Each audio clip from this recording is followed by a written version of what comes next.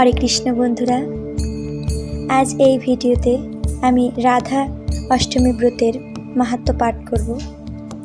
রাধা অষ্টমী ব্রতের মাহাত্ম্য যে শ্রদ্ধা সহকারে শোনে, শুধু শ্রবণ করলেই সে নিত্যকাল বৈকুণ্ঠ লোকে বাস করার সৌভাগ্য অর্জন করতে পারে।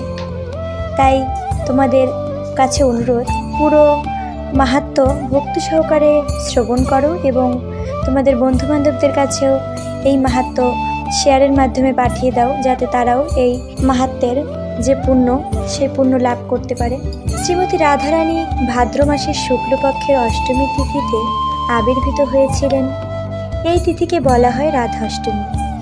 রাধাষ্টমী তিথিতে যদি কেউ শ্রী রাধারানী সম্পর্কিত কথা শ্রবণ করেন, তাহলে তার কেবল অশেষ পুণ্যফল লাভ হয় তাই নয়, সে শ্রীকৃষ্ণের কৃপাও লাভ করতে পারে।